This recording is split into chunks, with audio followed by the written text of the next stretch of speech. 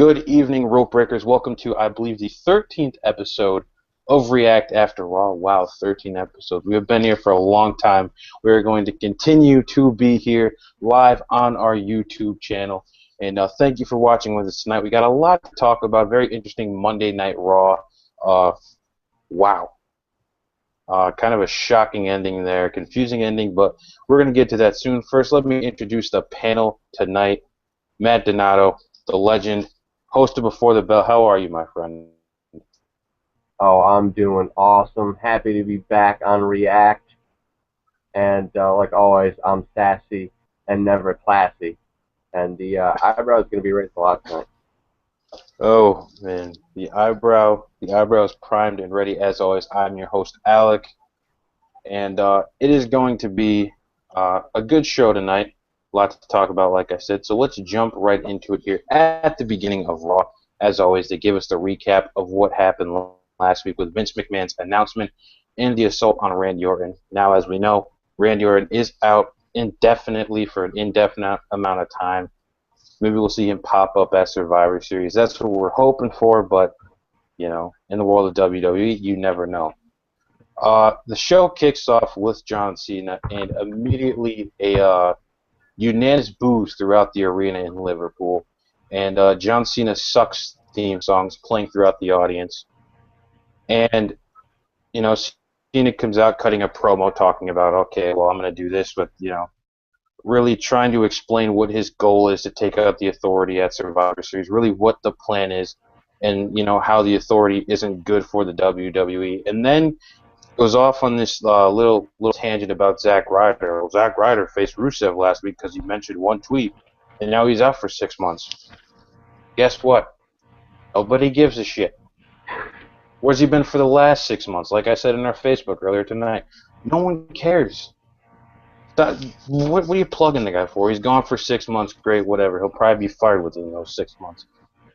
All right. Anyway, I'm done ranting about that and move on very quickly.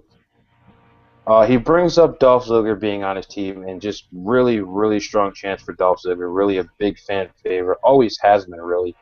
And it's good that he's in the storyline. Really getting the spotlight here in the storyline. And then, of course, Ryback comes out.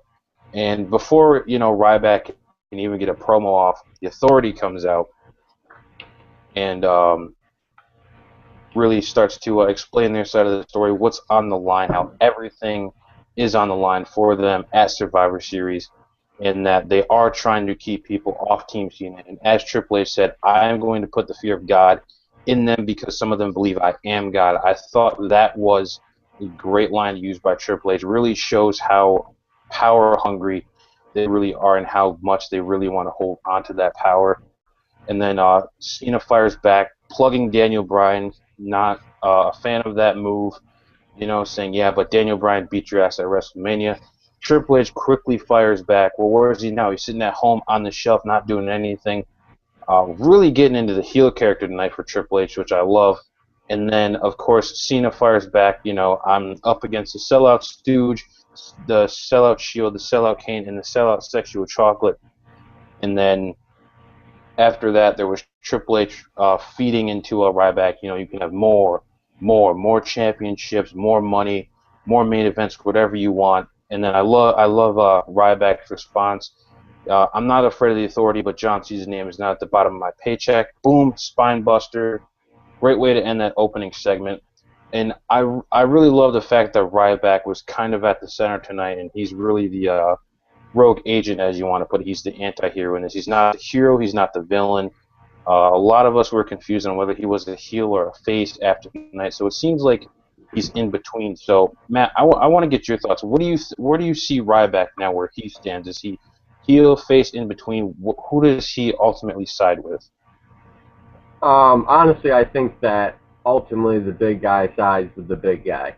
I think that what they're going for is that in-between, the tweener, as people like to say. Not really for the Authority, but neither for John Cena. But since the Authority decided to really try to take advantage of him tonight, I think it's going to be more, you know, he just wants to get his revenge, which I think is the best way to go about it. But before I talk about the opening segment and Ryback, I want to quickly point out that that opening vignette or promo, whatever you want to call it, to start the show before the show kicked off, the recap. I did not like it. Normally, their production is top notch, but I hated it because it just felt like a reality show that I'd be watching on the USA Network. It felt like some stupid TV show. It didn't feel like a pro wrestling promo. It didn't feel like, holy shit, this is awesome. It felt like, are you fucking kidding me? This is ridiculous. It was garbage. I don't know who did it. Probably the stooge who wrote for Rachel Ray that's now writing for SmackDown probably thought this was a great idea. It worked for Rachel. It should work for pro wrestling. Yeah. I hated it. I just wanted to throw that out there. Nothing to do with the actual show itself. I just thought it absolutely sucked. The music was garbage. It was like they picked it out of a random... It was just terrible. The music was such like a default music. It wasn't even creative, which is not surprising. God, I can go the whole hour just ranting on that stupid V&F, but I'm not going to do that. The opening segment... I thought it was a great way to kick off Raw. Like you said, we were kind of worried about where they were going with Ryback. I even said on my show Before the Bell, which you can catch every Friday at 12 o'clock, give or take. Noonish. Noonish, give or take. It's always take, because I always go over. I don't know how to take. It is always take. It is never give. You'll never get out of there early, I promise. I thought that they did a good job. I was worried. I said on Before the Bell that I didn't like this matchup between him and Cena because I didn't think it was the right time for him to turn heel already. I don't mind him being a heel, but I felt just getting back with the momentum, I thought a few more Raws in, then maybe they should do it. But I like the way they're working it. I think this character works better for him. More of a big guy, looks out for the big guy, not siding with anybody in particular, just a monster. I think for a guy in a character like his, I think it always works best. Because when you start pandering to the crowd, then it gets to be a little too much, and Ryback really just doesn't have that gimmick yet, or doesn't have that character. So I like where they're going with it. I'm interested to see where they're going with it. Yeah, I like the opening. Actually, I liked the Daniel Bryan line. I liked it up until Triple H. Actually, I liked even when Triple H said. I kind of liked that he brought that into it. Daniel Bryan kicked. You said the same thing about Daniel Bryan, and he kicked your ass at WrestleMania. Right. I liked that because it was kind of like a stab at Triple H, and then Triple H, like you said, was taking that. I thought it was really did a great job working the crowd. The opening segment they all did an amazing job working the crowd, and I was thinking while watching it. Whether you love or hate Cena, you cannot deny the fact that he knows how to work a crowd. Absolutely. He had them at his fingertips. He was the puppeteer. They were the puppets, and they were reacting to everything he was saying, and that's why he's the top dog. Because he can. He comes out and he gets, just unanimous boos from everybody, but then he starts the promo and starts ragging on the Authority, talking about Daniel Bryan and everything else. And it differs between boos and cheers. So, like you said, it does go to show his potential to work the crowd. Absolutely. But yeah, like I said, I like the opening segment. Thought they did a great job working the crowd, really establishing Cena's obviously the babyface, Triple H is obviously the heel, and then you have Ryback who's kind of in between. The only thing that I have to say is I kind of would have liked them to drag this on instead of having Ryback decide where he wanted to go. Kind of make Ryback the center of attention, and both teams want him. Which team is he going to choose? That kind of, I think, really would build on Ryback and really make him seem to be that force. This guy's powerful. He's going to help be the deciding factor on who wins. Which team is he going to choose? I think that would have been better. But with that being said, I did like the way that they did it.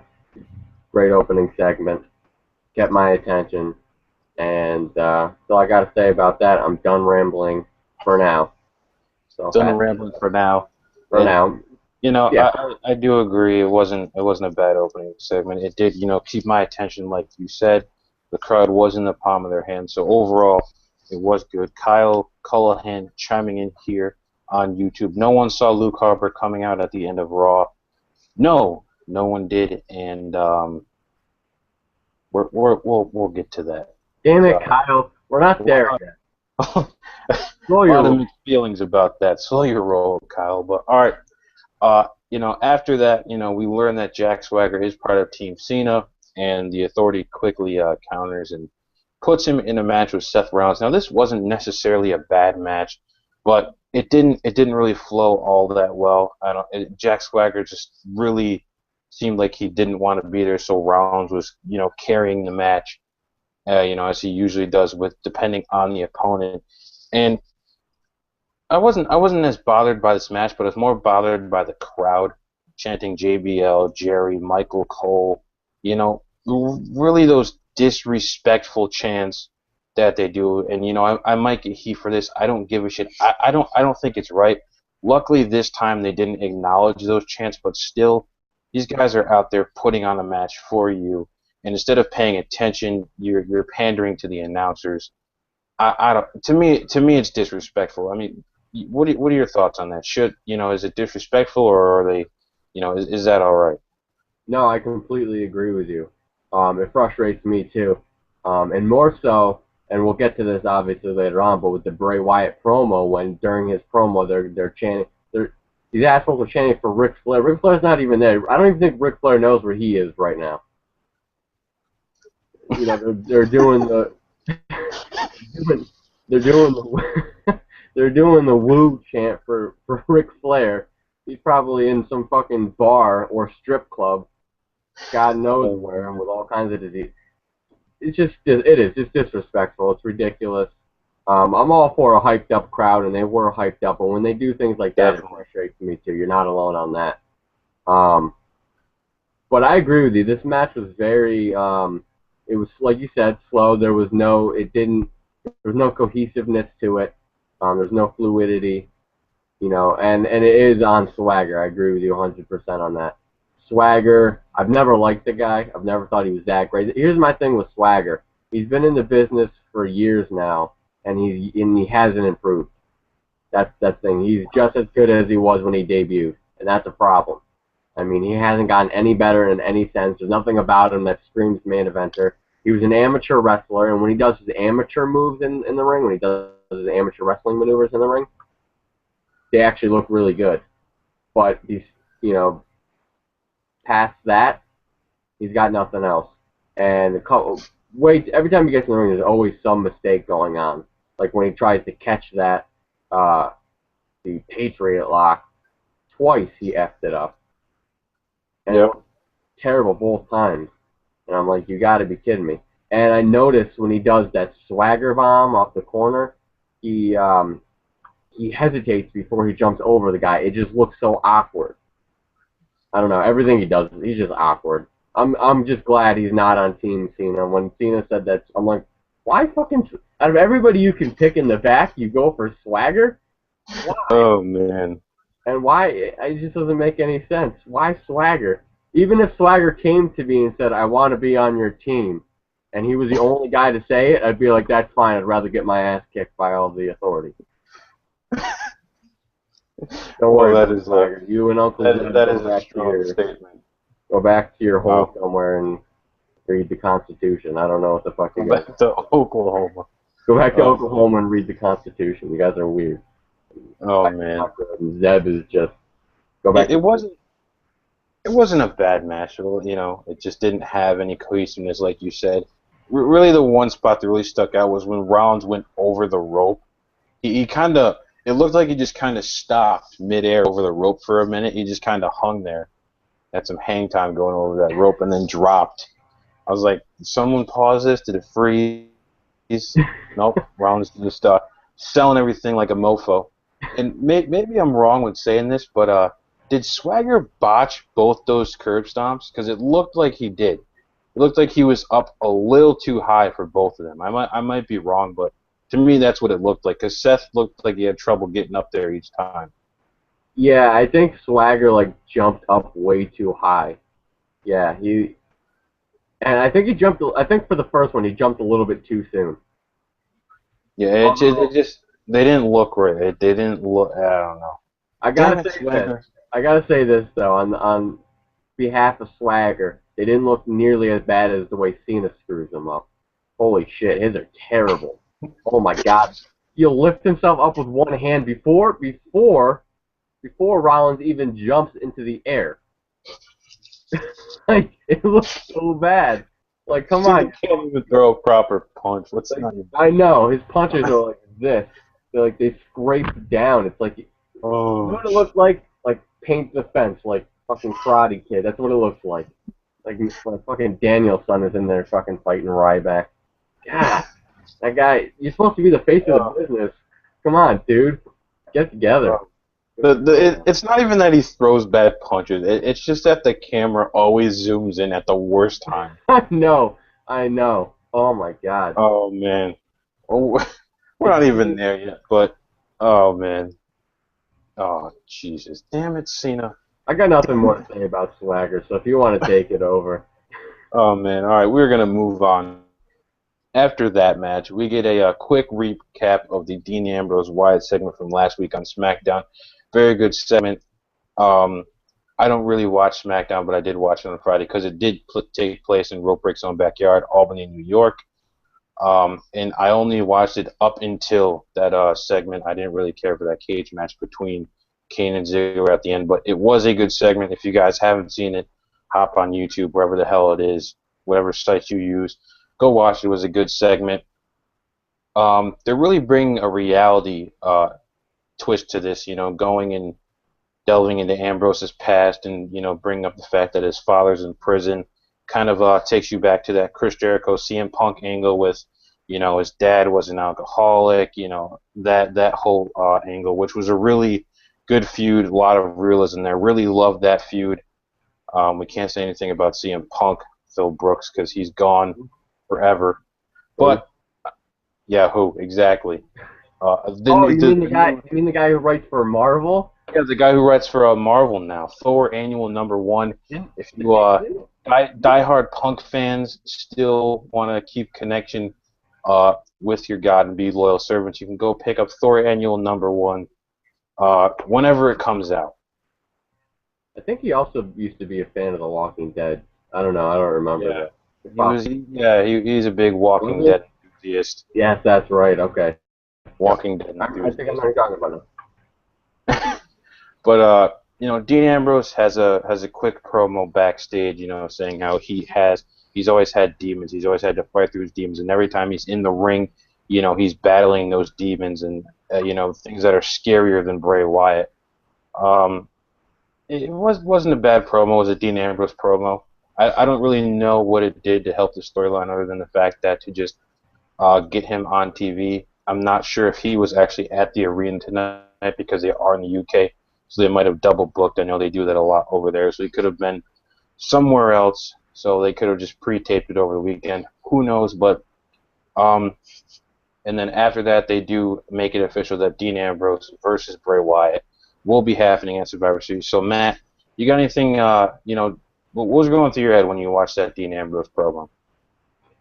I liked it, but I wish there was more intensity in it. I didn't like the calmness about it. It didn't feel like a Dean Ambrose promo to me. It felt like a Dean Ambrose watered down by the WWE promo. And that's kind of the vibe I've been getting a lot lately. His promos have been good in the WWE, but they haven't been great yet. And if you don't believe me and you think I'm full of shit, go to YouTube and look up Jon Moxley and go watch his promos from the Indies when he used to wrestle all over the place. And just watch the Jon Moxley promo. They're all fucking great. They're amazing. And then go watch the WWE stuff, and you'll understand what I'm saying. I'm not saying they're bad. I'm just saying they're not what we're used to seeing for Dean Ambrose promo. He has the potential and the ability to go deep and really capture your attention. I don't understand why they're not letting him do that. It just doesn't make sense to me. You have this opportunity and you're just wasting it. And this promo just felt really, really watered down. Didn't really feel as intense as it should have been. I wanted to see him like slap himself in the face and like I don't know talk. I think he was mentioning something about hell. That's what he's like. I hope there is a special place. And I wanted him to say something like disturbing about it, and he didn't. he just left it alone. I'm like, damn it, wanted to hear something Dean Ambrose-esque, but I don't know. Ambrose-esque. Yep, Ambrose-esque, whatever. Sounds weird, but I said it and I don't give a damn. Um, yeah, I didn't hate it, but I just thought it could have been way more intense. But I'm liking where they're going with Bray Wyatt and him. I didn't watch SmackDown yet, but I'm gonna watch it because, like you said, it is in our hometown of Albany, New York. So I gotta go watch it. But I liked that promo from Bray, and like you said, I liked that he added in that reality of your father's in prison, things like that. It adds that element to it that makes this rivalry real. It gives you a reason to watch it. Because before, a lot of people were having issues with it because there was no reason behind it. It was just there. Right. Now we have that reason. Bray Wyatt wants to fix him. I fixed Rowan, I fixed Harper, now I can fix you. I tried to fix Daniel Bryan. Yeah, I tried to fix Now Daniel he's on Bryan. the show, sitting at home, contradicting his stories about his injury every week, Daniel. Figure out what's wrong with you. One week, you can't feel anything in your right arm. The next week, the doctors don't know what's wrong. Get your story straight.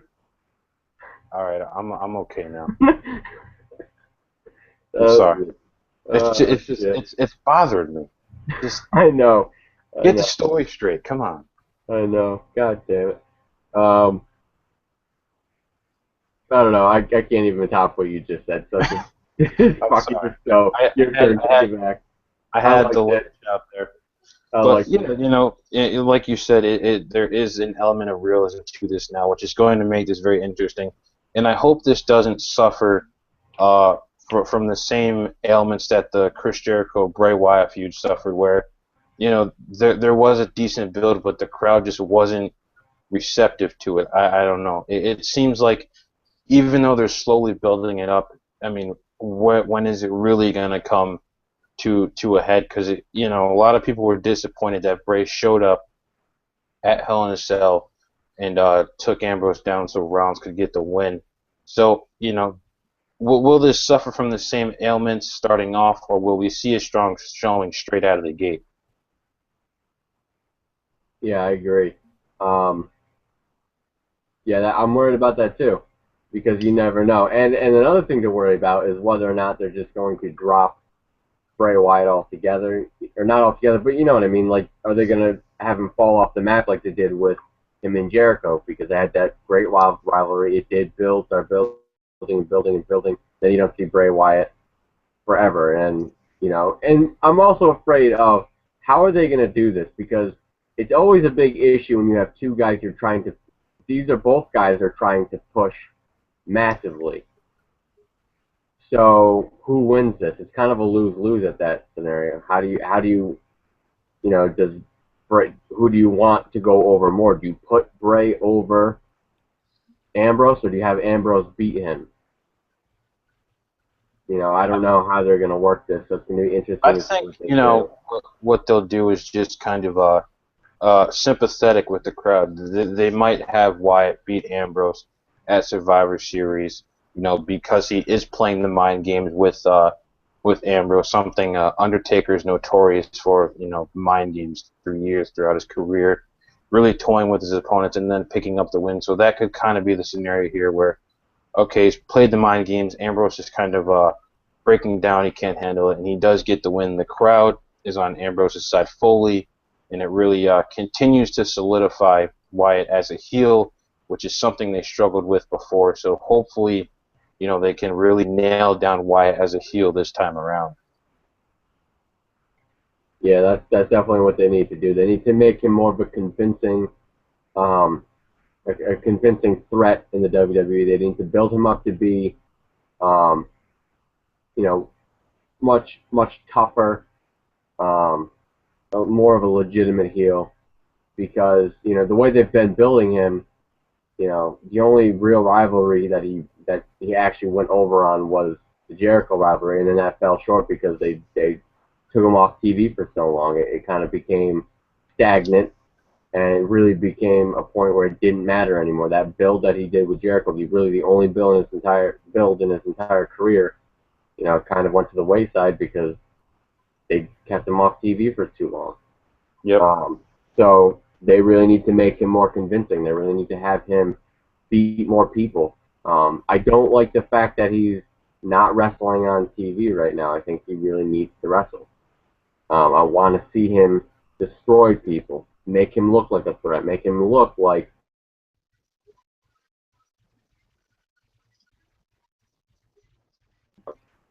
a victory over Ambrose for Wyatt is better than a loss. I think Wyatt needs to win because, Ambrose can handle a loss. He's lost a couple times. As long as they continue, building him up a little bit, if he has a match on that following Raw where he wins, that'll look good on him. But I think because Bray Wyatt's been off TV for so long, we haven't seen him in any matches, and then he's talking this big game. If he doesn't back it up, I think it's going to be a huge problem, and I see a lot of issues in the future if they don't let him win this one. And he's got to win it cleanly. I'm sick of seeing all of these false finishes. It's just so uncreative. Absolutely. I'm gonna have to agree with you there 110%. Definitely making a strong statement here on React.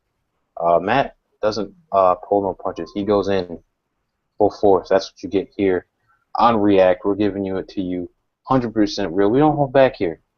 On React, Sharpshoot Before the Bell, RopeBreakWrestling.com, our Twitter, our Facebook. We don't hold back. We'll let you guys get it. All right. A lot of backstage segments tonight between Ryback and everyone in the Authority. Just want to kind of bunch these up, get them out of the way now. Kane, Seth Rollins, really everyone saying, hey, we'll be out there, we're going to help you. And Ryback was saying, look, I don't need your help. I don't need you out there. Definitely like the fact that they did do backstage segments tonight because I know that's something we've talked about here on React before, how it's really lacking in those segments, help the storyline, help build people up. So do you think that the segments tonight with Ryback and the Authority helps with the Team Cena versus Team Authority going forward?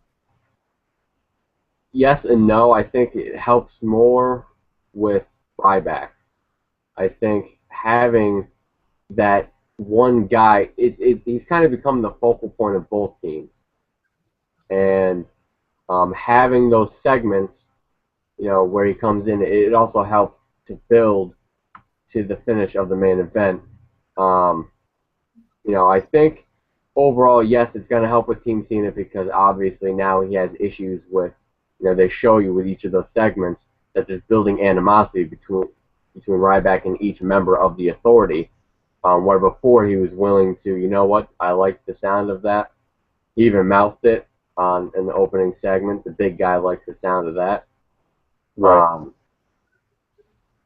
So, he went from that to, I don't really like to get the way. It's more about what's best for Ryback, which has kind of been the theme. It's not that I want to help Team Cena. It's that they disrespected me. I'm going to kick their ass. Yeah, I agree. So I really think that these segments were more for building Ryback than building Team Cena or Team Authority. But I think in the long run,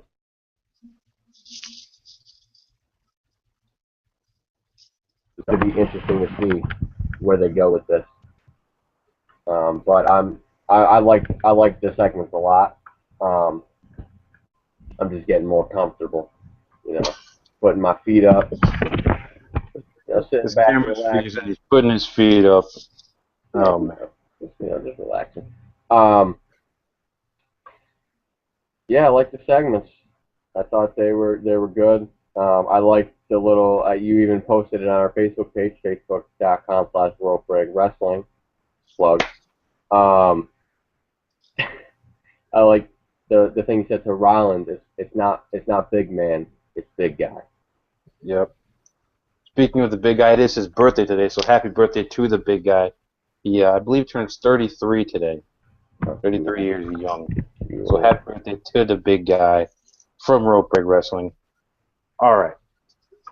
We got all those out of the way now. We don't have to talk about him anymore, specifically regarding Ryback. There is one more kind of big backstage segment I do want to talk about in a second. But one thing I want to comment on about that first Divas match, Alicia Fox versus Paige, is maybe it was just me not paying attention or paying attention too much. I don't know. But Paige looked kind of sloppy in that match. Uh, she just looked tired. She looked worn out. She looked beat up. I don't know. Maybe it's the tour schedule that's getting her down. Maybe it's the jet lag. I don't know. She just looked sloppy in that match. Maybe it's just me. I mean, do you agree, disagree? What did you see during that match? I completely agree. Damn, She went out camera. and party with. She's in the UK. Maybe she went out and party with her family. I don't know. I don't know. Maybe she went and wrestled a couple events with her family. I don't know. But no, I completely agree with you. She definitely looks sloppy. But this is the thing I've kind of noticed from Paige's matches within the WWE, and I don't blame her one bit for this. I blame the terrible booking and whatever the hell is going on backstage. Her matches consist of Paige getting her ass kicked, getting her ass kicked, getting her ass kicked. Paige does one clothesline, then her finisher, and Paige wins. That's pretty much the entire all of Paige's matches. It's her taking bumps, then getting one maneuver, and then hitting her finisher, 1, 2, 3 victory. And that's boring and stupid, and she's so much more talented than that. And I don't understand why they continue to do that. I like the fact that she takes bumps. You know, she's not afraid to get hurt. But you got to give me some more storyline, in-ring storyline development with her. You need to give me a bigger moveset. You need to make her look more powerful. It almost seems like they just don't really give a shit with her. Like they're not even trying. She hasn't even used the Scorpion Crosslock in months. I know, that's such a cool move. It's such an impressive move, especially for a diva to use. Because really, with a lot of the divas, you get the sharpshoot or the sharpshooter, the figure four, but you don't really see a variation of submission. So when Paige broke that out, upon her debut, it was huge because it was such an impressive move, and now we get really nothing with Paige. Yep. Yep, I completely agree. Her moveset has come down to pretty much nothing. I think she does a couple clotheslines. Trying to think of what else she does other than clotheslines. And then her finisher, which is cool. I like her finisher. Yeah. But other than that, that's really all she does. And it's frustrating because she's so much more talented than that. I don't get it. Maybe...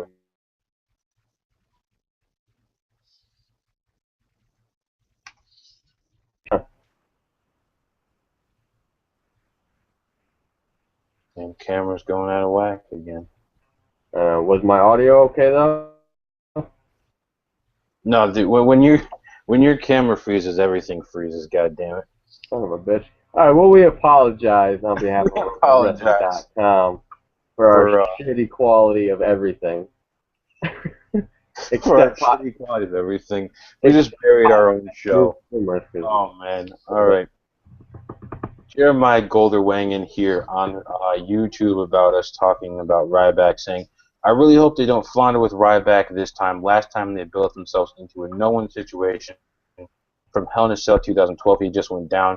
If they keep the ball running with him, it'll turn out great. I absolutely agree. Ryback has the charisma. He has the in-ring talent. I mean, just tonight alone, he was really, acting, really a lot with his face and with his facial expressions, and that's kind of a big thing in the WWE. So that just definitely going to help him in the long run. And like you said, I hope they don't flounder. I hope they don't fuck it up, to put it lightly. All right, we're going to move on from that. We are about a half hour into the show now. Got another half hour left. Jake the Snake is on that screen, popping up, making an appearance. Jake the Snake, hope you're doing well, getting better as always. All right.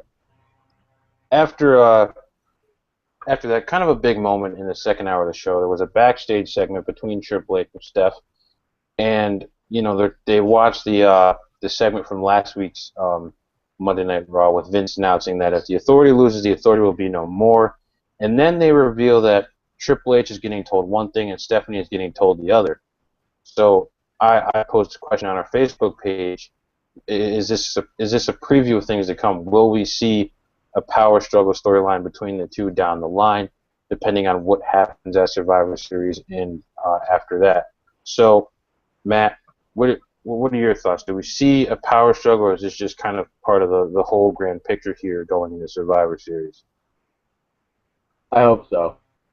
I don't know if we're gonna see it, but I hope it needs to happen. That's something that will really, really do.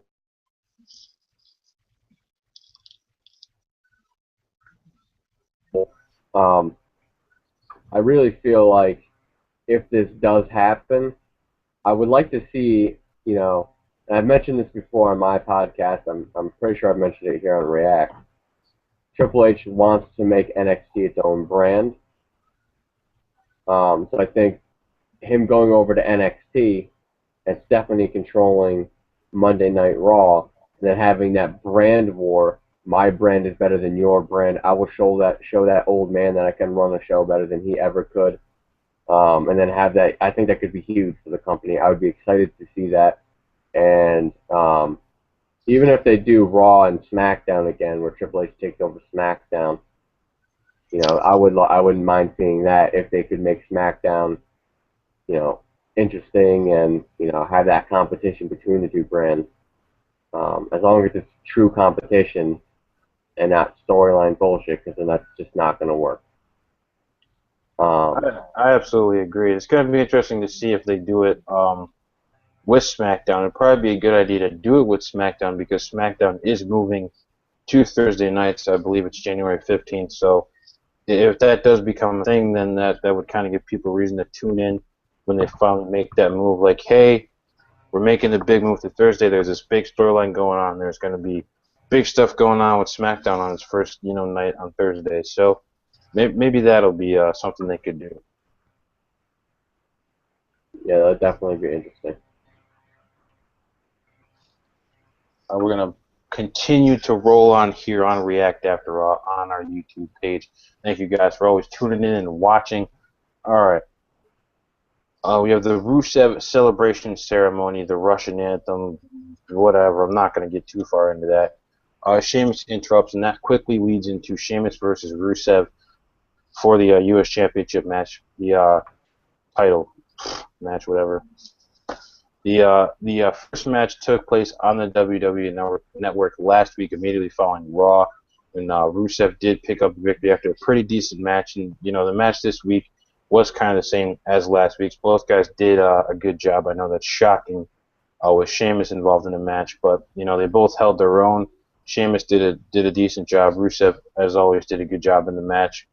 Rusev always as athletic as possible.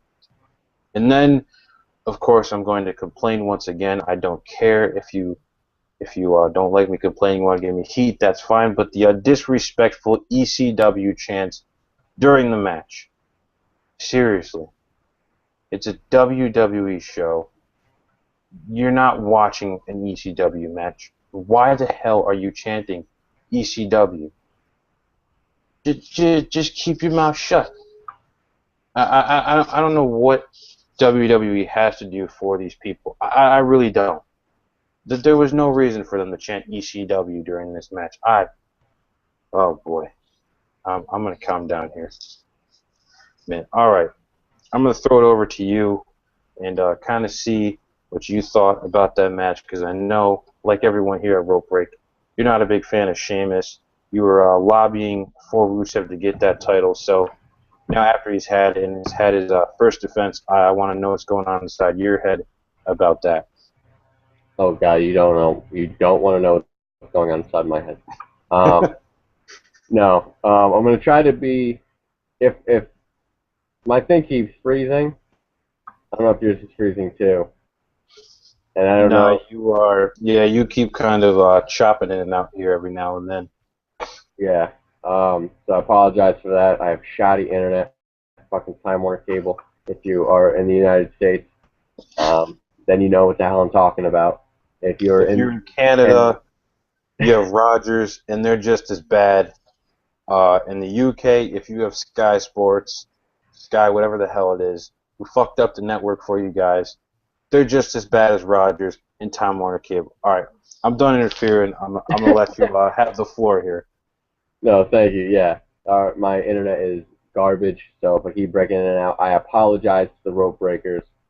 If you want to catch all of these rants and you're not getting them here on React from me because I'm going in and out, then you can always catch me ranting on Before the Bell, which is every Friday, noonish, give or take.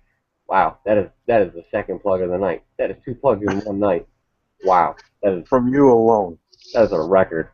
Um, but I actually like this match, and I know this is going to be weird for me to say because I don't like Sheamus at all. Um, but I actually thought it was the match of the night. I thought it was the best match of the night. Sheamus and Rusev.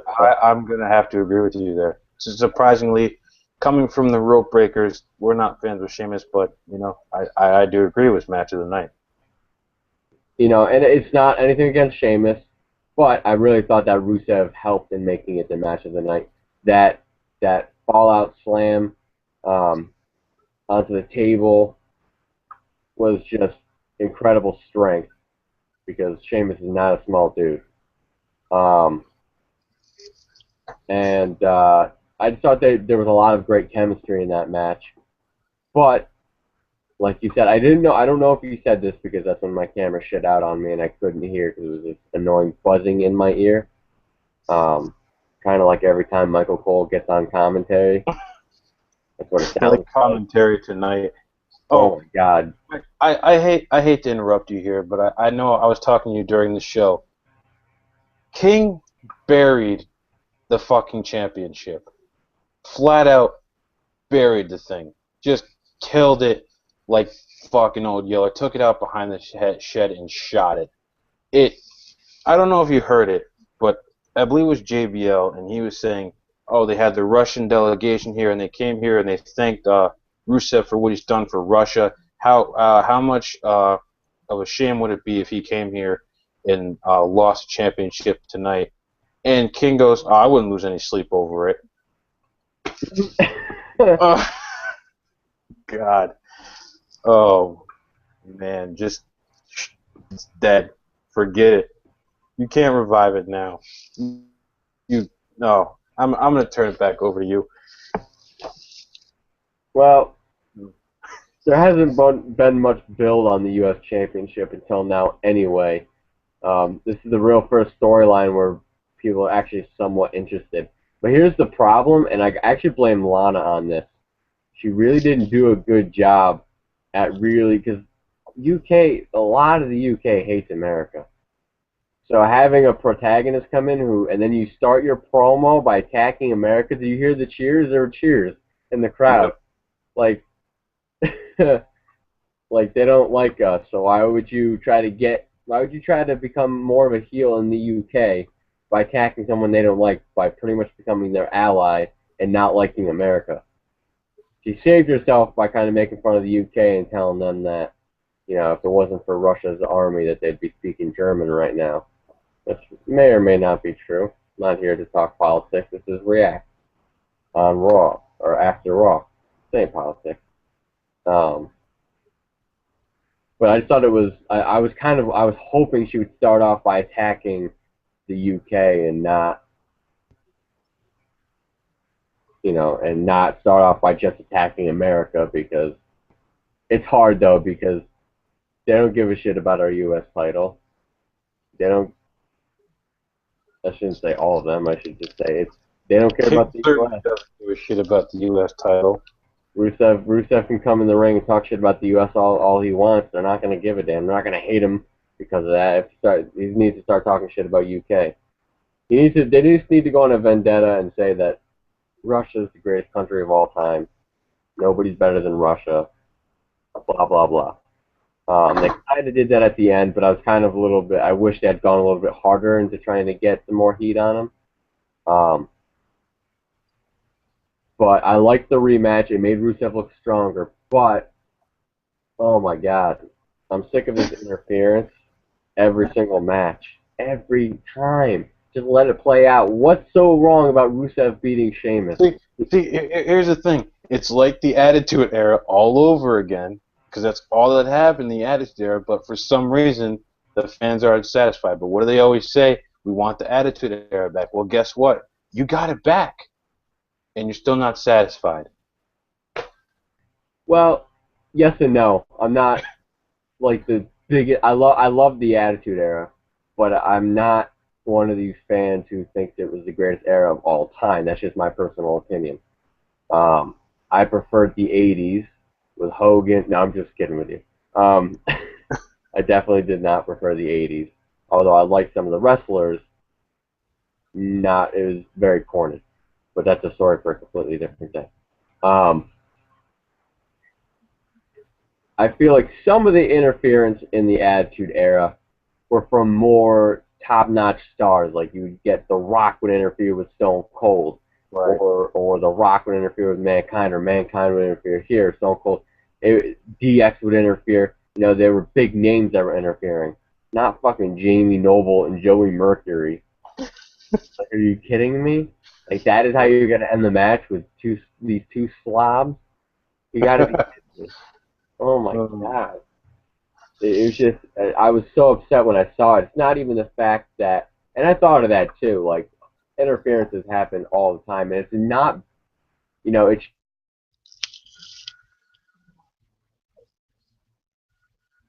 And it's frozen again. before SummerSlam, or something before SummerSlam. I'm getting way, that's not even until August. I'm getting way ahead of myself here. Calm down.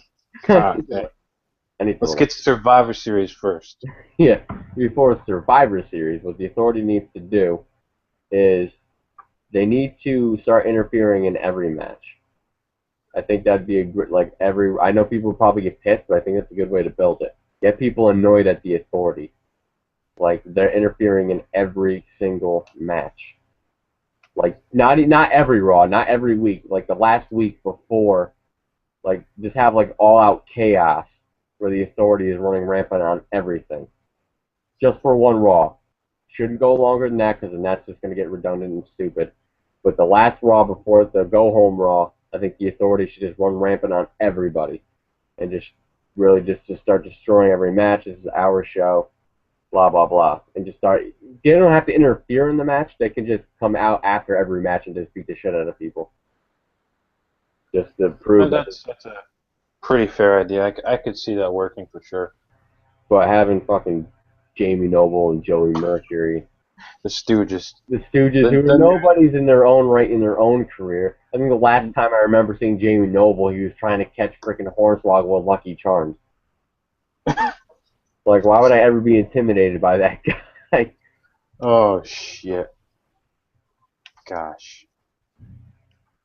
Alright, we got some comments here on our YouTube page from Mitchell Jones. Mitchell, thank you for watching the show. For those of you who don't know, Mitchell is a writer for RopeBreakWrestling.com. Does one hell of a job pumping out articles every single week. Multiple articles every single week. Great job. If you guys haven't read them, after the show is over, head over to RopeBreakWrestling.com and definitely get reading those. He might change your mind about some things. Mr. Cummings is saying, Luke Harper is positioning for the new Teddy Long playa. Yeah. Yeah, he is. And then saying the crowd was highly disrespectful in that match and other segments. How do you crap on Bray Wyatt? Yeah. Again, I don't know. I did read that the UK tour has been difficult for some of the wrestlers. I know there was a match.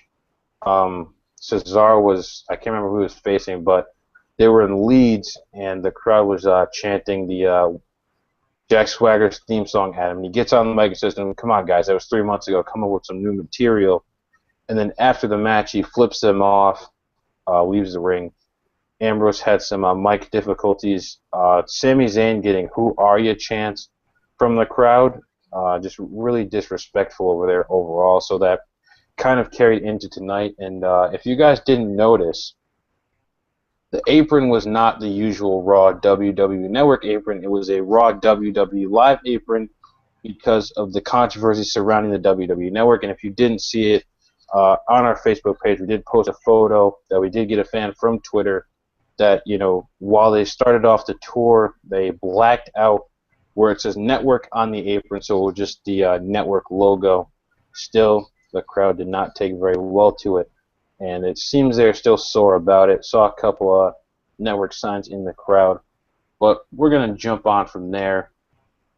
I quickly want to comment on is the this is what I have in my notes. I know it's Los Matadores, but I wrote the Bullfighters because that's how much I don't care for this tag team versus Miz and Mizdow. Huge pop for Damien. He was super over.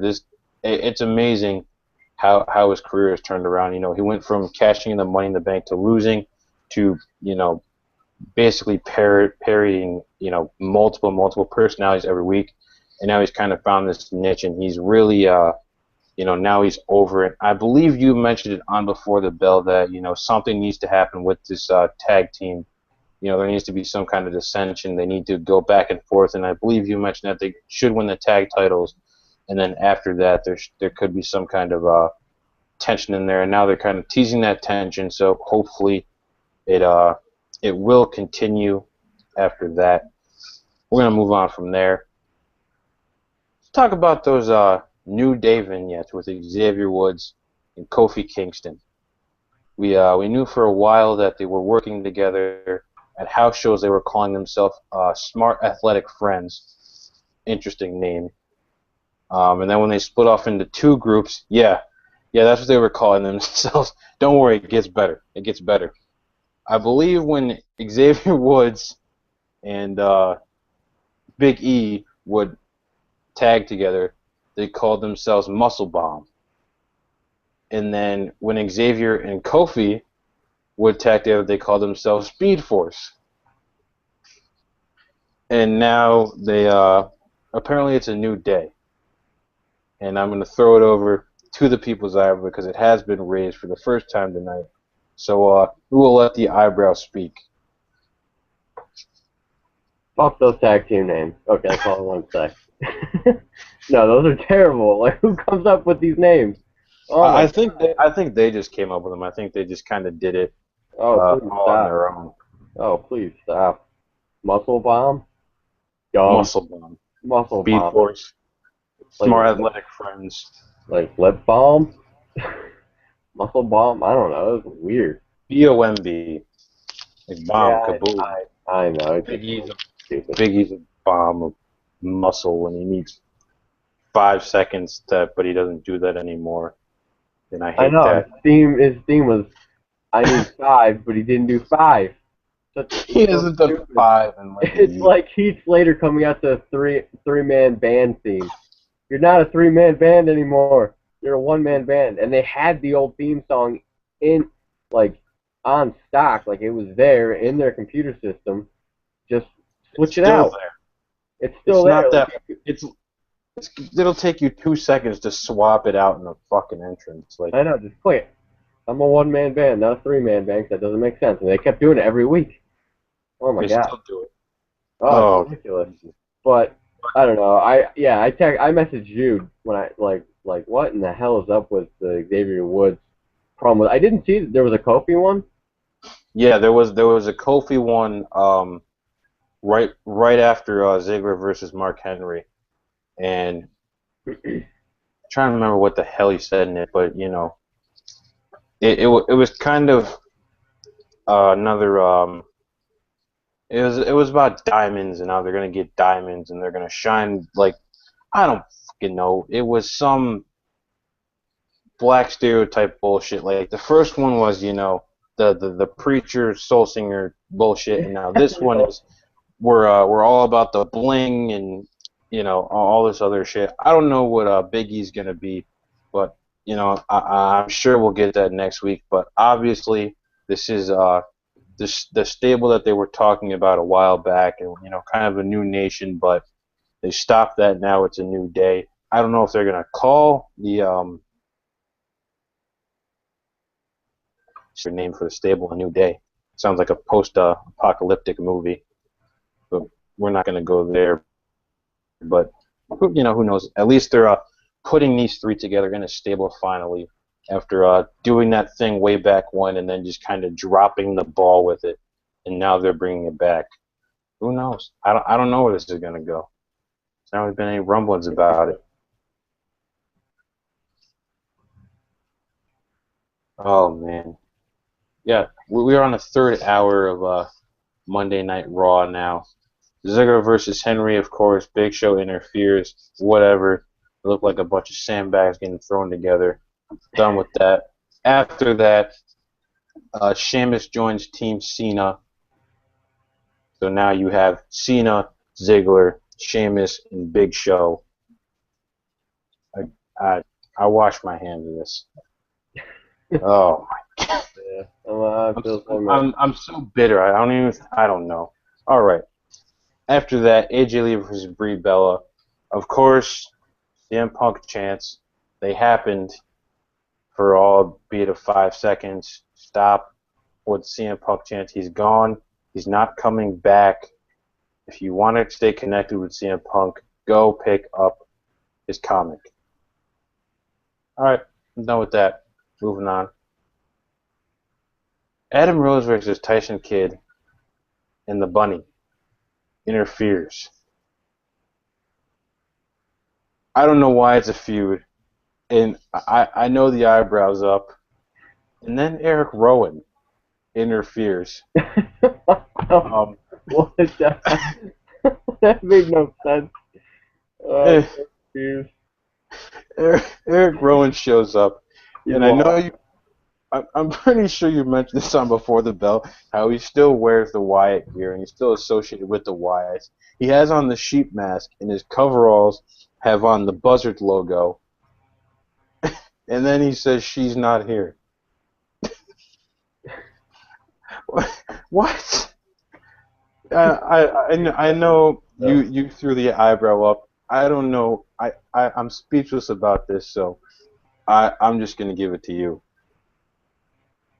Well, I don't even. At this point, I don't even remember what I rose the eyebrow for. What were we talking about before you jumped into the Adam Rose match? I'm trying to think. There was something you said that I disagreed on. I don't The even bunny. know. No, I don't know. Yeah, fuck the bunny. Um, I I just want to talk about Eric Rowan right now. I don't even understand it. It was like he was in the back and somebody was like, "Hey, can you go find so and so? I need to ask her a question." And he just like wanders out Oh man. again. Internet connection. Did my audio get crapped out too? Yeah, you froze again. Son of Oh a man. bitch. All right, let me try to get through this before it does it again. Goddamn time warp cable. Um, yeah, it's like somebody's like, "Can you go find so and so?" Then he like wanders out into the arena randomly, like it wasn't even part of the show. And he's like, "She's not here," and then just leaves. That was so See you random. later. I don't. He's looking for Sister Abigail. I thought he was done with Bray. I'm just confused. I don't know what's I, going I on. I I thought he was fixed. Maybe he's looking for. I don't know. Maybe he's. Yeah, I thought he. I thought he was. Thought he got. I thought he got fixed. Maybe he's Um, looking for Renee. thought he got neutered. Um, yeah, that's what I That's was gonna say. Maybe he's looking for Renee because he was like creeping on her last week. Yeah, I don't understand where they're going with that. It's just confusing to me. Yeah, and like he froze again, people. He's frozen it just doesn't make sense to way me. Why are back. you? What's that? You froze again. I know. I noticed that damn thing. Like I said before, him still associating himself with the Whites isn't helping him as a solo competitor. You can't have a guy like look how well that worked for Roman Reigns. Nobody knows who he is because they still associate him with the Shield. Imagine how unsuccessful Hulk Hogan would have been if he tried to go back to his solo career after leaving NWO, but still used the theme song and the attire. It just gets confusing. Same thing with Triple H and DX. If he left DX to go back to his solo career, wore his DX attire and the DX theme as the game Triple H, it just wouldn't work and it would be confusing. It wouldn't be. It would. Nobody would get it. It just would be stupid. They wouldn't. It wouldn't work. And this isn't going to work. Didn't work for Roman Reigns. I don't understand. They're hoping they can continue his solo career with the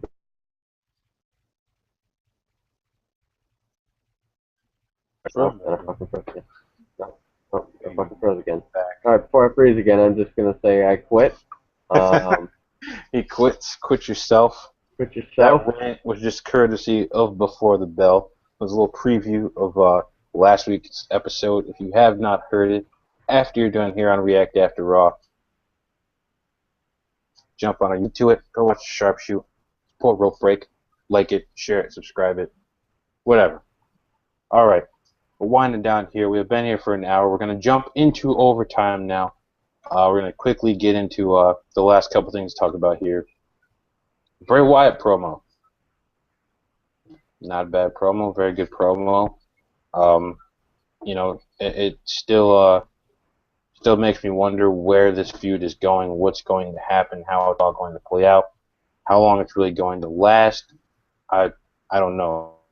I mean, I know you're big on Bray Wyatt's promo, so, you know, honestly, listen to that promo. What's going through your head as Bray Wyatt speaking during his promo spot?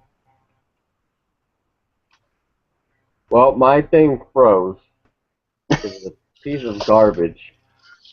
So I kind of missed what you said, but I'm going to try to piece it together. Did you ask me? Yes, I asked you what was running through your head as you were watching his promo.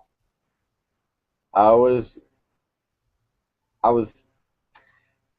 liked it a hell of a lot better than his last promo, the promo he did last week, and the promo he did when he made his return, that first promo back.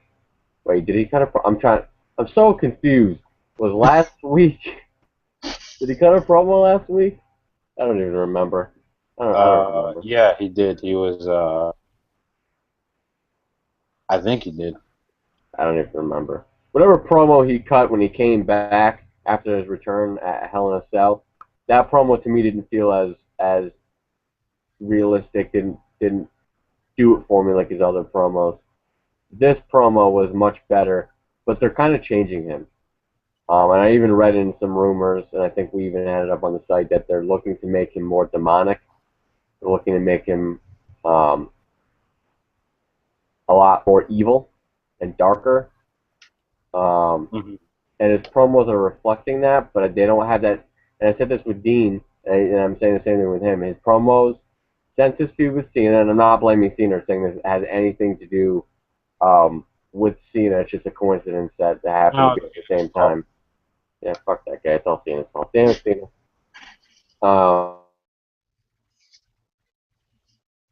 It's frozen again, people. A lot more one-dimensional as far as how he presents them. You know, the topic is definitely, there's multiple layers to his topics and where he's going. But as far as, you know, the oscillation of his voice, you know, how he'll whisper and then he'll have that laugh, and there's that, like, joyfulness in the way he's taking, you know, joy in what he's saying. You don't get that feeling. It is definitely darker, but I don't feel the same intensity, you know, that he used to have. And I haven't felt that for quite some time. You know, he has his moments, like that promo he cut with Jericho when they're having the face-to-face. That was one of his best promos to date. I agree. And this promo was definitely good, but, you know, I felt like it was just, like I said, missing that intensity. Same as Dean Ambrose's promos. But it was definitely very good. I'm not taking that away from him. You know, and I like what it was about. I like what he said. I like, you know, that he said that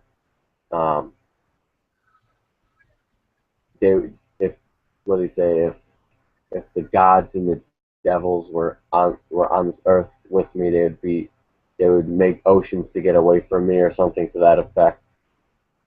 Really building his own character. You know, I liked what he said. I just wish it was a little bit more intense, a little bit more multi-layered as far as his delivery. But I definitely enjoyed it. I mean, it was still a very solid promo, better than most of the promos cut today. Yeah, I definitely agree with a lot of the promos now were cookie cutter promos, and I can't remember what pay-per-view it was, but there was a script laying around. Dean Ambrose had a promo, and it was pretty much word for word what he cut, or it was during a pay-per-view. I can't remember which one. but it was pretty much word for word. So, like you said with Wyatt, he does cut the promos, but lately it just haven't felt like he's put his own spin on it. Go out and say it this way, and that's how you're going to do it. And they're missing something. They're lacking something. There's not that same flair, that same uniqueness that there was, before he disappeared after getting taken out by Cena and whoever the hell else he got taken out by. So hopefully now that he's back in the fold and he's working in this feud, we do see those promos begin to pick up, and we do get to see the promos come to life again down the road within this feud with Dean Ambrose. Both great promo cutters in their own rights. A lot of people looking forward to this feud just based on the promos alone. Not even considering the wrestling aspect of it. So it just goes to show the stock that's valued in this feud, and hopefully we do see a lot of improvements from both sides moving forward. After that, we get to the main event of John Cena versus Ryback. Not really anything special here. We've seen this match before. We've seen this happen before. It's played out. Really, they're like we've spoken about before tonight. They're really focusing on Ryback here. He was the main focus tonight. The match was okay for a John Cena match, for a Ryback match. The crowd was kind of mixed during the match, but like I've said, we've seen this before. We know what to expect from John Cena and Ryback, so it wasn't really anything special. It obviously got better towards the end when all the interference happened. You have Kane and Rollins, and then Sheamus runs out, and Big Show. I don't know how he walks. He just kind of hobbles down to the ring and hopped in there, and surprisingly Ziggler didn't come out, but Ryback really makes the save, takes everybody out. And I think my favorite part in all that was towards the end when Kane goes to choke slam him, and he grabs Kane's hand and he's pulling it away and he's smiling, really acting with the face, really getting into it as a character, and then gives him the shell shock. But overall, it was an okay match. Nothing I was super impressed with, just there to really move along the Team Cena versus Authority storyline. But here's the shocking bit that left us all confused and wondering what the fuck is going on with this company. At the end of Raw, the Authority's watching, and somehow Ziggler darts into the couch, and then Luke Harper says, "I'm a team player." What? I don't get it. It's an hour later and I'm still confused. I don't know what to think of it. It just kind of happened out of nowhere. They kind of did these vignettes for a few weeks of, I'm going to put myself back together with pieces of you, blah, blah, blah. And then he shows up, I'm a team player. What? I don't know what to think. Is he going to join, the Authority, or is this just kind of something that they're doing to just bring him back on TV? I don't know. If you guys didn't see, on RopeBreakWrestling.com, the lineup was leaked for Survivor Series, and the fifth man of Team Authority was supposed to be Cesaro, and that's who we both thought it was. Like, oh, that's how Cesaro gets on the team. Now it's Luke Harper. I don't know what to think. I just don't know. I'm interested to see how this plays out next week, what it all means. Matt, I know you were just as confused as me when this happened, so what are your thoughts about this? What the hell is going on with Luke Harper here? Well, before I touch on that, I just want to quickly backtrack really quickly back to the main event, throw my 2 cents in, and say that I agree with you, very lackluster match. It wasn't anything special. which is kind of the how pretty much all kind of the theme of Raw is kind of lackluster, nothing new. Um, and I was a little bit disappointed in Ryback's uh, part in this. I like that he finished the show, but I kind of was missing the intensity in this too. He got in the ring, and the clotheslines were kind of weak. He clotheslined everybody and only gave a shell shock to Kane. I wanted him to see him get in the ring and just destroy everybody. I thought that would have been way more impressive. I just didn't get that feeling. Why not double shell shock Jamie Noble and Joey Mercury? I think that would have looked extremely impressive on Ryback, made him look like a beast. And who gives a shit about Jamie Noble and Joey Mercury? They can take a beating. They're not there to be tough. They're not there to be built up. I think that would have been perfect. Then he could have spine bustered Seth Rollins, who would have sold it like a champ. And then then he could have done that thing with Kane where he got, Kane grabbed onto him and he was smiling, shell shock to Kane, and then he can just walk out. But other than that, I thought it was a decent finish. Really put Ryback over. That being said, moving on to the topic at hand, I don't know. I'm speechless. I don't get it. I like Luke Harper, and he's been compared to Bruiser Brody, and as soon as somebody said that to me, the lights went on because it's like, holy shit, they're absolutely correct. I'm a huge Bruiser Brody fan, and this guy really is a lot like Bruiser Brody. For him to come,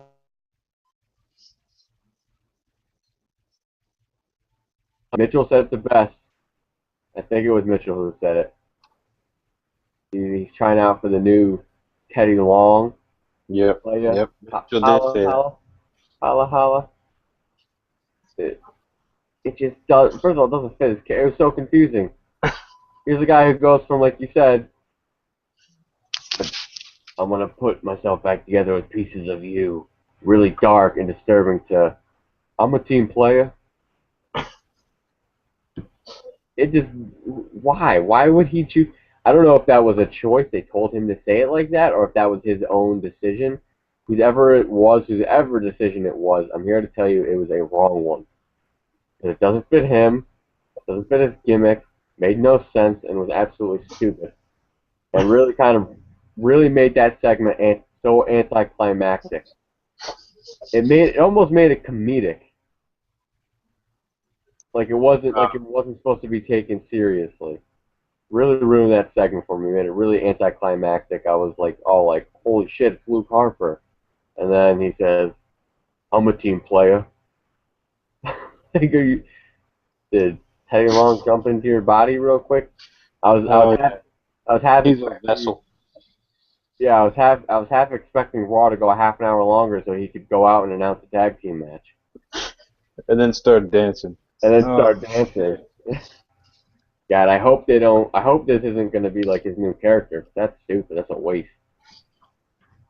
So we got one of the Wyatts, or former Wyatts. Eric Rowan was Harper. One of the Wyatts wandering aimlessly around and right in the middle of a match, looking for some woman. She's not here. And then get the other one. I'm a team player. Oh my God, what a mess! What a mess! I just don't even know. I don't know. I'm sure we'll get some more clarity on this next week's Raw. Maybe main event superstars Friday night on SmackDown. Who the hell knows? I'm sure they'll shed more light on this soon enough. But Jeremiah Golder weighing in, Loyal Rope Breaker always interacting with us. Jeremiah, thank you for watching the show. He says, I'm by no means a Cena fan, but for some reason I thought that was a great match. Ryback seemed rejuvenated in the ring. There were some nice reversals and moves. Call me crazy, I guess. I didn't see Harper coming either. That was awesome in my opinion. Yeah, I agree. Ryback does look rejuvenated in the ring, especially after wrestling through hernias for 7 months and then getting surgery to finally get those removed. I would hope he would look rejuvenated in the ring. He's happy to be back. If you guys haven't seen it, there's a great promo on WWE.com really expressing his love for coming back and the fans and everything else. It's a great promo. Go watch it. We didn't see Harper coming either. We don't know what's going to happen. Does he join the Authority? I don't know. We'll find out soon enough. Guess what, folks? We are done ranting about Raw. Well, almost. We're almost there. We're almost to the end of the show here. But it is time for your guys' favorite part of the show, the final thoughts and letter grade for Monday Night Raw. So, Matt, you have the floor, my friend. Oh boy. Overall, I thought Raw was decent. I like that they are really trying to push Ryback. I think he's got a lot of potential. Hopefully, they don't screw it up. I didn't say this before. I said this to you before. I was willing to let it, give it some time. I really fucking hate that singlet. I just really, I'm not trying to be that negative guy. I just hate it. It just doesn't, for me, it doesn't fit him. Of all the things, it's the fucking singlet. Oh, man. That's alright. I want to thank all the rope breakers who are sticking with this with my garbage camera, my garbage internet. You guys are really loyal. You have my appreciation. Oh, Lord. I'm just going to get through this really quickly. I hate the singlet. Done. I'll rant about that on Before the Bell, which you can check out every single Friday, noonish, give or take. Boom! That is number 3. Damn, I'm good. So, from start to finish, I thought it was just filled with matches we've seen before. Nothing over-the-top spectacular. Nothing that made me say, I loved this Raw. I didn't think it was a bad Raw. I didn't think it was a great Raw. I thought it was kind of middle of the road. So for that, I'll probably give it a C+. I'm being very generous, only because they put Ryback in the center of attention, and once again, as word gets thrown around, continuity. That continuity from start to finish. The beginning was about Ryback, the middle about Ryback, and the end about Ryback. They kept it all the same, all about the Authority, all about Ryback, all about Team Cena. They kind of kept it flowing very nicely. It was booked properly. Match placement was done well. But, I just didn't really find it that incredible. So that's why I'm giving it a C+. All right. Matt giving Raw a C+, and as he said, being generous. He's a very tough grader here on React. Mitchell Jones weighing in. Maybe he botched the delivery, but it was very ineffective. I definitely agree. Raw, overall, as a whole, was not a bad Raw. I was entertained for the most part. I think it was kind of those Raws where, because they're overseas, because it's not live, because, their roster is depleted, they probably double booked shows. I know like I said, they tend to do that when they go over there. They'll have a Raw, and then there'll be a house show somewhere else. Sometimes they do that in the States here too, so that could have attributed to it. But overall, it wasn't a bad Raw. The match placement was okay. Like you said, the continuity was good. I was happy they really used Ryback as a focal point here to really drive the Cena versus Authority storyline. But overall, it didn't do a whole hell of a lot for Survivor Series. Just kind of slowly building on it. So I'm guessing, within these next 2 weeks, with Survivor Series just around the corner, we'll see more intense things going down, between the teams, between Ambrose and Wyatt, between Nikki Bella and AJ.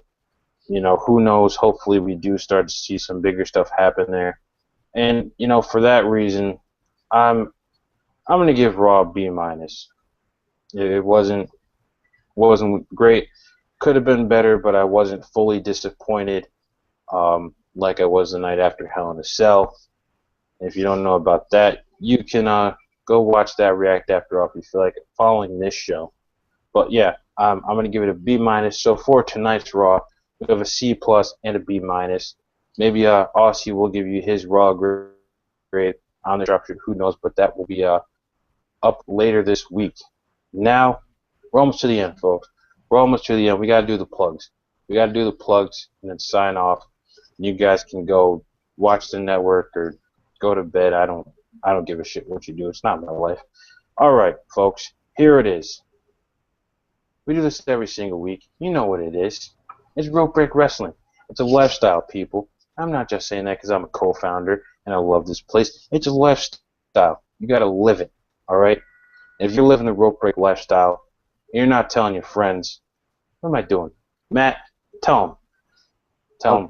Oh, this is some bullshit. You're stealing my lines, goddammit. Here's how it really goes, and I say this every single week. I gotta get positioned properly for this. Gotta get focused. And Gotta make sure my camera's all good and all set and ready to go. Gotta make sure they can see my beautiful face. Make sure to see the moneymaker. Guys, I say this every single week because it's true. I wouldn't say it if it weren't true. If you're new to Rope Break and you don't know about this, then I completely understand. But if you've been a fan for a long time and you don't know about this, it's because you're stupid. That is not a good way to get fans to view your show, is by insulting them. It's not a good method. You are just continuing a trend. You insult the Rope Breakers on Before the Bell, and now you come on my show where I try to diligently respect them, in a sense, and you degrade them more. I'm sorry. Continue. I love the Rope Breakers. You know, them being stupid does not reflect or have any bearings on my love for them. I feel bad for their stupidity or their ignorance, and I love them even more. I want them to get better. So this is how you're going to get better. Only one way, and that is to tell your friends about Rope Break. Because if you have friends who don't know about Rope Break because you haven't told them, you're being absolutely neglectful, and you're a terrible friend. And that's just ridiculous. You need to tell them about Rope Break. And as Alec was trying to say earlier, he tried. He was trying to say it, but he didn't say it as good as I said it. Rope Break is a lifestyle. It is a lifestyle. Now, I'm not just saying that because, you know, I help run and operate this website because it's my baby and I want to see it blossom, even though I do. I'm saying it because the quality of the content that you're going to get from Rope Break is top-notch. You're not going to find it in the bleachers or cage side. No, you're not. Rope Break is a lifestyle, and if you're not living the Rope Break lifestyle, then you're not really living. Like I said, you can go cage side if you want. If you want subpar material, you can go there. You can go in the bleachers, but the fact will always remain that there's no place better to be than in the ring with Rope Break, and that, my friend, is not me being biased. That is just a fact of life. And also, you know, you can come check out Before the Bell and listen to this awesome guy for give or take. You see, I say 45 minutes, and I say give or take, but it's always take because I put 45 minutes on the clock. Last week I went for an hour. He puts 45 minutes on the clock and berates the creative team for a half an hour. Yeah, instead of it being Before the Bell, I should just call it To Hell with Creative. Or as you said in last week's episode, fuck creative. Fuck creative, yeah. But that's just as simple as that. In the words of Tyson Kidd, hashtag fact. Hashtag fact. That is the bottom line because Matt said so. You heard it. If you're not telling your friends about Rope Break, and what the hell? We're trying to close up the show here, and you're popping up the eyebrow. I was just popping up the eyebrow for no apparent reason. Don't worry about it. Reason. We're trying to sign off. You're interrupting the sign off by popping up the eyebrow. We take the eyebrow seriously here on the show. Damn it. Woo. All right. Gotta calm my temper down. As I said, you heard it from Matt. The lifestyle, people. You're not telling your friends. You're a terrible friend. That's the gist of it. Get that through your heads, guys. Tell everybody. You know why I should tell everybody? Because we got a big giveaway coming up for Survivor Series, which is just 2 weeks away. And listen, we are just, I believe, 19 likes away from hitting our goal of 3,000 likes. So here's what happens if we hit 3,000 likes, guys. One lucky Rope Breaker is going to win a copy of WWE 2K15 for the console of your choice, whether it be Xbox 360, PS3, Xbox One, or PS4. even if there's a PC version. I don't know if there is, but if there is, it could be yours. But that's only if we get to 3,000 likes. You guys can win this for free, and I know you're going to sit there. A lot of you are going to sit there. We already had this problem, but I'm going to address it again. Oh, but I might already have the game. I'm already going to get it. Blah, blah. Shut up. You know why? It's free. That's why you're going to tell your friends about Rope Break. That's why you're going to enter this giveaway, because it's free. You can take that $60 and you can go get 6 months worth of the network. Unless you live in the UK, then you can't get it. And I feel sorry for you. But like I said, we're going to save you $60, 6482 attacks or some bullshit like that, and you're going to get a free copy. And we will replace that shitty John Cena cover with whatever wrestler you want. You want Bray Wyatt, Brock Lesnar, whoever the hell you want. Hulk Hogan, Iron Sheik, doesn't matter. Fuck Hulk Hogan, who cares? You can put whoever you want on there. Doesn't matter. We're going to give it to you guys for free because that's what Rope Break does. We're doing all the biggest giveaways. Cage Side isn't doing giveaways. Bleacher Report's not doing giveaways. Rope Break, for the fans, by the fans. And that, Gotta say, we're almost done. Before we sign off, I just want to let the Rope Breakers know that if I know you're trying to figure out, well, if we reach the 3,000 likes, how are we going to be eligible to win this giveaway? How are we going to win? And I'll tell you, there's one secret to winning this giveaway, and that's all you have to do is believe. You're fired. I had to throw that in there. I had to. I'm going to call Aussie after the show's over. And you're getting your pink slip because you're fired. You're done. The poor guy's got to work in the morning. Wake the guy up in his dead sleep. I'm glad he's injured. No, I'm not. Nobody should ever be injured. All right. We're going to get to the final part here. Listen, guys, we are here on React After Raw every single Monday night, immediately following Monday Night Raw. Sometimes give or take. But we're usually always immediately following after. We're always talking about Raw, answering your questions, reacting to your comments like we do every single Monday night. Guess what, guys? There's more after that. You're like, what? Really, there's more? Yeah, there's more. The Sharpshoot with Aussie, one of the best damn shows on YouTube, if not the best damn show on YouTube. My show's on YouTube. Watch it there. Watch it though. There's your sound effect for the night. But anyway, one of the best damn shows on YouTube. It is great. Aussie always coming up with great, fresh content for you guys. Really always trying to get you guys involved. It's amazing. Why aren't you watching it? Once you're done here and you're up, whatever, you're drinking your Mountain Dews, energy drinks, I don't care what it is, head over to the YouTube page. Go watch the Sharpshoot. Just do it. Get locked in. After that, there's still more. What? Yeah, there's more. There's definitely more. And it is in the form of Before the Bell, one of the best damn podcasts on YouTube, hosted by the one and only Matt Donato, who's sitting here on the panel with me here tonight. Man, we plugged the hell out of that show tonight. But hey, you guys gotta watch it. Wow, better than the Sharpshoot. Do I smell a brand work coming here on the rope? I think I do. It's happening. It's in the works. The eyebrows raised. But guys, it's one of the best shows. Matt goes all in. He doesn't hold anything back. If he doesn't like something the creative team's doing, he's going to let them know. If he doesn't like something that's going on in the storylines, he's going to let you guys know. He's going to give you his own personal spin on it, the big traditionalist spin on it. It's one of the best shows out there. Why aren't you listening to it? Stop listening to some crappy show hosted by a couple of dingoes and go listen to Before the Bell, all right?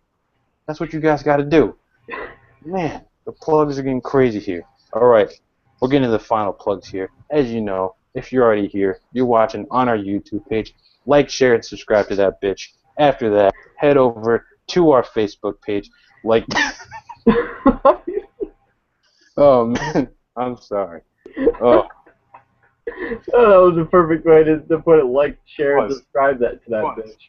I'm gonna add that in the description for every one of my YouTube. For every one of these YouTube shows, we need to put that in the description. Like, share, and subscribe to that bitch. Copyright it, patent it, we own it. You can't use it. It's ours. That was beautiful. You head over to our Facebook page, like it, share it with your friends. Like Matt said, if you're not sharing it with your friends, if you're not getting Rope Break out there to your friend, you're a terrible friend. Like the page up. Get your friends to like the page up. Your aunts, your nieces, your cousins, whoever. I don't care if they like wrestling or not. Like the page because you could win that copy WWE 2K15. And then, of course, you can catch us on Twitter at Rope Break Wrestling. All right? That's what we are, guys. We're here for you, for the fans, by the fans. We're going to win overtime. And guess what? It's time for us to sign off now. For everyone here at Rope Break, that's Matt. I'm Alec. Aussie's sleeping. You know, he's like the great one. He's never here. He just comes and goes when he pleases. No, Aussie's a great guy. No, actually, he's horrible. Whatever. Doesn't matter. All right. Rope Break is a lifestyle. If you're not down with that, we got 2 words for you. Rope Break.